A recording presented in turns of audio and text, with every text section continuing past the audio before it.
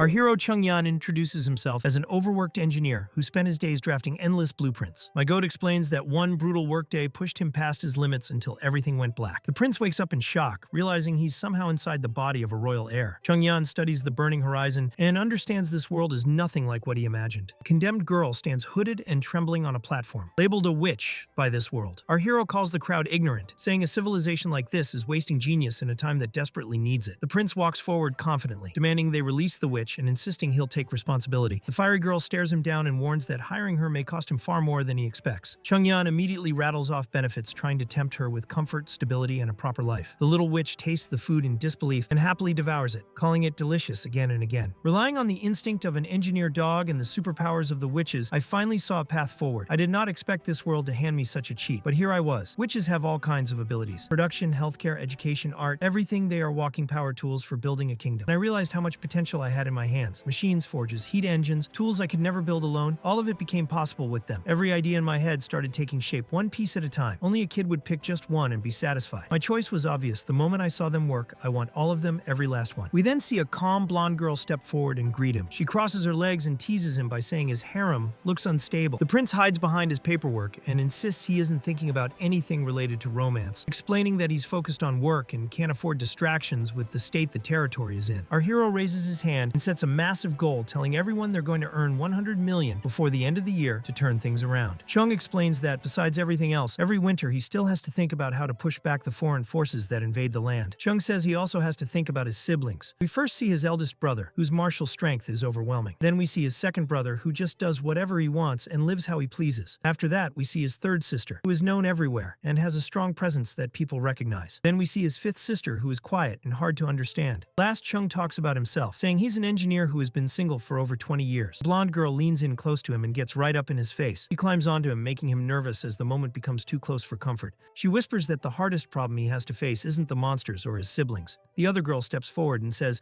she was obviously the first one involved in all of this. Chung stands back and tells them to wait because something about this whole situation doesn't feel right to him. Chung looks over the massive crowd gathered in the town square, and he is completely thrown off by the situation he just woke up in. Mind snaps back to his old life for a moment as he remembers how he was supposed to be rushing through blueprints instead of standing in the middle of a medieval execution scene. An older man calls out to him and snaps him back to reality while addressing him as Your Highness, which only makes Chung even more confused. The elder explains that it is almost time for the execution and asks the prince to announce the ruling as if this is something he does every day. Chung stares at him in disbelief and scratches his head while trying to process any of this. A rush of memories suddenly floods his mind, and the world starts to spin around him. He lets out a shocked cry when everything finally clicks. He realizes this is not a dream, tries to steady himself, and pieces the truth together as he understands that the me right now is not the office worker he used to be. He takes a breath and accepts it. He is now Roland Wimbledon, the fourth prince of Grey Castle. This new identity comes with a harsh reality. His father created a decree to choose the next successor by sending all his grown children into different territories and making them fight for the throne. He explains that their father made a rule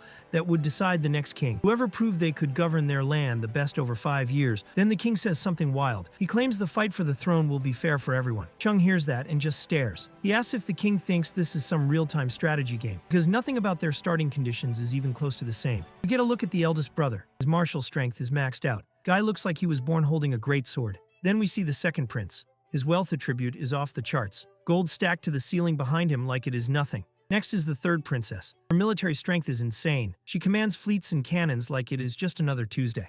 Then the fifth princess. Her intelligence is ridiculous. Sharp eyes, books everywhere, and the stats to match. And then there is him, the one who spent his life drinking, flirting, and doing anything except studying or training. So they dumped him here in a border town so miserable that even birds would avoid it. Town where people throw their waste into the streets, where everyone lives stacked together with no order or hygiene. And then after all that, the Black Death hit the city. Like the whole setup was designed to get rid of him on purpose. The old man reminds him again that he needs to give his ruling soon. That is when the boy suddenly remembers the whole reason he is here today. Ready to watch the so-called servant of evil get put down. They are convinced she deserves to die. The boy is stunned by the nonsense spilling from these people. Their wild superstitions, their savage behavior. It irritates him so much that he knocks the paper right out of the old man's hands. Then with a fed-up look, he orders everyone to release the witch on the spot. The entire crowd freezes, not pleased at all with his sudden command. Seeing their reaction, he lets out a long, exhausted sigh, saying he is wiped out and they should just postpone the trial. The old man tries to convince him otherwise. Then Chief Knight Carter Lana steps in, begging him to reconsider. According to him, they have to deal with the witch right now. If they delay it, other witches might come charging in to rescue her. The prince almost laughs. This giant muscle-bound knight looks terrified of witches. It is honestly hilarious.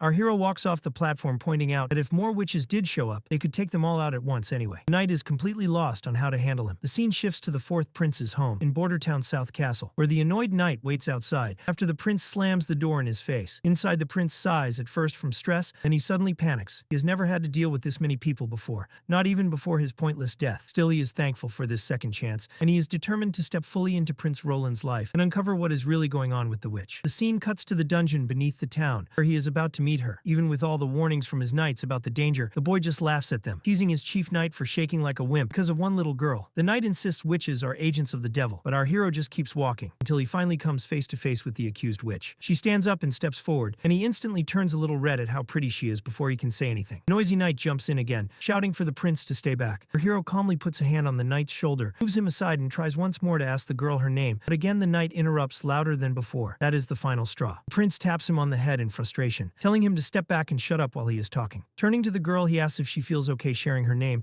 She chooses to tell her story. Her father had been working in the mines when a collapse trapped him inside. During the chaos, some greedy miner tried to steal his belongings. Her uncle ended up fighting the thief, and right when the man was about to finish her uncle off, and something she never meant to happen occurred. The miner burst into flames, reduced to ash. That was the moment her neighbors branded her a witch, even though she begged them not to reveal what she could do. And the worst part, her own father was the one who gave her up. Then that same old consultant dude shows up again and tells our hero to just burn the lady before she tries anything weird. He actually wants to see what her magic looks like. The witch is confused because nobody ever asks her to use her powers, but he stays calm and tells her to go for it. She reminds him that her powers are sealed by the locket around her neck and asks if he's really sure about taking it off. She warns him things might get crazy, but he just grabs the chain, snaps it, and throws the locket away. All right, let's see what you can do. Right away, fire starts swirling around her, and it looks like this spooky dance of flames. The whole prison cell lights up, and our hero is wide-eyed watching. The prince freaks out. The witch melts the prison bars like butter and calmly walks out. The knight runs the opposite way, but our hero is just amazed. Now he gets why the consultant said fire can't hurt her. She's basically fire herself. When the flames die down, the engineer part of him starts thinking. He realizes her powers could be super useful. She tells him to go ahead and kill her since she showed him everything, but he surprises her by putting his coat on her burnt clothes and telling her she's hired. Using his knowledge from his past life, even says she's like a walking energy generator that never runs out. But of course the consultant hates this decision. He starts yelling about how dangerous she is and how she could erase anyone instantly. He also warns that hiring her might attract the Witch Cooperation Association and bring trouble. Ronald ignores him and tells him to prepare a work contract anyway. The consultant leaves grumbling about setting up her place to stay too. Back at the office in Bordertown Castle, the old man says everything is set up, but he still isn't sure about letting a witch live. The prince shuts him down, saying witches aren't monsters. The old man still seems unsure until our hero explains that Bordertown is a total disaster, and since he doesn't have money or status, he has to try something new if he wants to turn this place around. The old man actually respects that and agrees to arrange a meeting with Anna. Meanwhile, she gets washed up and cleaned. Once she's all dressed nicely, she gets sent to the cottage to meet our hero. The knight shows him the cottage she'll be staying in. The prince is impressed at how good it looks, especially since it was put together super fast. When he turns around and sees her in a maid outfit, looking surprisingly cute, he's honestly impressed. He asks if she's okay with the outfit, but instead she starts questioning why he's giving a place to someone like her, someone everyone hates and fears. He tells her he doesn't see her like that at all. He says people only talk about evil witches because they're scared and don't understand anything. He reaches out and says he accepts her anyway, and wants to help her use her powers for something good. Inside the empty cottage, Anna immediately starts practicing her fire abilities. Flames shoot everywhere, and the hero quickly realizes that teaching her won't be easy. And to make it worse, every time she uses her magic, her clothes burn off, leaving her embarrassed. Luckily, he brought extra outfits. Then the old man bursts in with urgent news. Out of breath, he says their patrols spotted early signs of demon activity. Our hero has no idea what months of demons even means, and seeing everyone panic just makes him more curious. The old man explains that every year after the first snow and sunset, the gates of hell open in the Dragonspine Mountains. Bordertown can't defend itself, so everyone has to run to Longsong Fortress. He assures the prince his safety will be the top priority. The prince asks if the old man has ever seen the gates of hell. He hasn't, because normal people can't even get close. The mountains have a toxic miasma, unless someone's already fallen into the devil's influence. Basically, only witches can get near the gates. Then he asks if the old man has ever fought a demon. Again, no. It's his first time, and barely anyone in Grey Castle has ever seen one. The prince wonders how this place is supposed to stay active when everyone gets evacuated every year.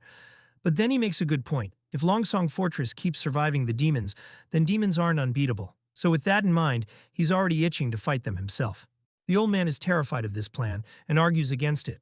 explaining that its massive walls and Duke Rayon's elite troops make it one of the strongest defenses in the region. Border Town sits at the edge of the North Slope Mountains, serving as the early warning system whenever demon activity rises. But even after hearing how dangerous things get, our hero remains calm and focused. He orders the old man to gather soldiers who have real experience fighting demons, because he intends to understand this threat firsthand. Later that day, under a simple gazebo, Chung and Anna share afternoon snacks. While they eat, the prince asks Anna to tell him more about the months of demons. She agrees, and her tone becomes serious as she describes how terrible those months are for ordinary people. Unlike nobles and knights, common citizens suffer through the demon season every single year. Anna tells him that her father was a miner, one of the many villagers who struggled just to survive. When the demon months begin, Border Town must send its entire year's mining production to Longsong Fortress in exchange for food and gold for the next year. But even then, survival is not guaranteed. One year, the demon assault lasted 4 straight months. The city officials at Longsong reported that all the ore they delivered during autumn could only buy 3 months of food. The 4th month's supply was delayed, trapping everyone inside the fortress with almost nothing left. And because resources were limited, the food from Longsong was divided equally among the people of the region, leaving everyone hungry, especially the weak. Hearing Anna's story makes the prince upset, and he promises her that no one in Border Town will suffer like that again.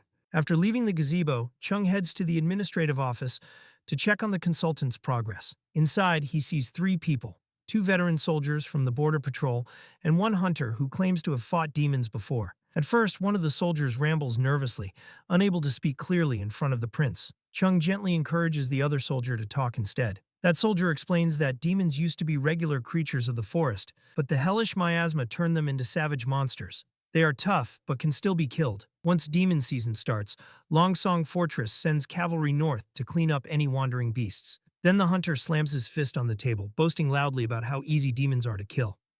He brags about taking down 2 already, but in the middle of his bragging, he suddenly collapses to his knees. The consultant introduces the man as Iron Axe. People say he's incredibly tall because he carries giant monster blood from the Mojan clan. Chung asks if his stories are true. Iron Axe nods confidently and says he already killed a demon boar and a demon wolf. He explains that hunters classify demons based on their original form. Most of them started as normal animals, but once corrupted, they gain enhanced traits. The wolf-type demons are extremely fast and dangerous, while the boar types have such thick hides that even crossbows struggle to pierce them. The prince realizes these creatures are basically animals turned monstrous. Iron Axe agrees, saying they're not impossible to deal with. But when it comes to hybrid demons, it becomes serious. Hybrids are considered the true spawn of hell. One hybrid he once encountered had the body and legs of a huge beast, but it also grew wings that let it fly short distances. Its senses were incredibly sharp, allowing it to track prey no matter where it hid. Iron Axe only survived by diving into the Redwater River to escape. It seems our hero can handle the standard demons just fine, but he's unsure how to fight flying hybrids. He asks the knight if hybrids are rare. The knight replies that during any demon season, 2 or 3 hybrids appearing is normal, and each one can give Longsong Fortress a serious problem. With a sudden realization, the prince slams his hand on the table and announces that he will stay in Border Town for the winter. Everyone is shocked. The knight immediately tries to convince him otherwise, reminding him they're heavily outnumbered. But Chung stands firm, saying they can build a massive defensive wall stretching from the foot of the North Slope Mountain to the Redwater River.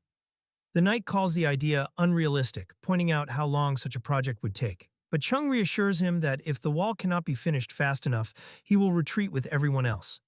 He refuses to throw away his life for nothing. The knight, moved by the prince's determination, pledges his full loyalty. Later, we see the bustling port of Clearwater. The 3rd princess arrives, signaling the coming of winter. She asks a knight about the Black Sail Fleet, and he tells her they should return in about 3 days if everything goes well. She notes that this will be their final expedition of the year, and hopes they bring back something worthwhile. Back at the palace, the knight wonders how the princess already knew her father was preparing to send her out on another mission. She laughs it off, saying that being good at running things doesn't mean the crown will automatically go to her.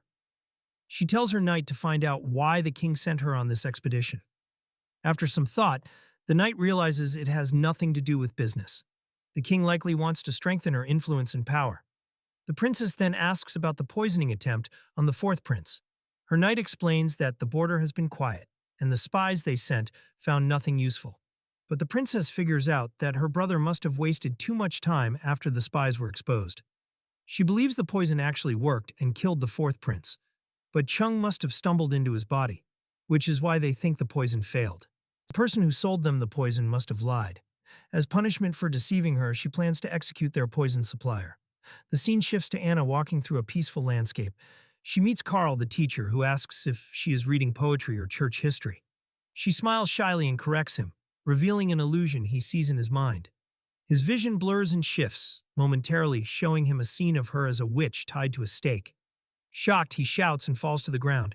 Anna quickly wakes him back to reality. The teacher believes that if a girl like Anna could be treated as a demon, then the corrupt officials of Grey Castle must truly be the real monsters. He angrily declares that if they had not switched to cheap, low-quality building stones just to save money, the theater collapse never would have happened and innocent people would still be alive. Instead, the blame fell on harmless stonemasons, and even a young girl was wrongly executed. Furious, he prays for justice and promises to protect Anna no matter what. Suddenly, there's a knock at the door. One of his young students, Nana, enters, looking worried. She asks if she is going to be punished like Anna. The teacher gently reassures her that she will be safe. Meanwhile, at the town square, people gather around a new notice posted by the fourth prince. It announces construction jobs in the border areas and invites workers like stonemasons, gravel haulers, and carpenters. The teacher is shocked when he sees the notice stamped with the prince's seal. He remembers meeting Chung earlier and sees a hint of hope, but he also fears that supporting a witch might mark him as a heretic. Still, he prays that the prince's unique nature will help soften the harsh rules. The story returns to our hero as he discusses the wall project. The knight asks about its dimensions, and the prince says it will be 15 feet tall and 6 feet wide at the top. Because the foundation must be thicker, they will need to dig a trench as deep as a person is tall to keep the walls stable. With 350 craftsmen working together, they can finish before the next demon season begins. The prince asks about the biggest challenge in construction, and the knight admits that laying the wall stones properly is what takes the most time. They need to choose and position each rock carefully, or the structure might collapse. Later, Chung inspects the cement kiln at Border Town. The prince explains that making cement is simple because the materials are easy to find, but the hardest part is getting the temperature right. The door to the cottage opens. Anna greets them warmly.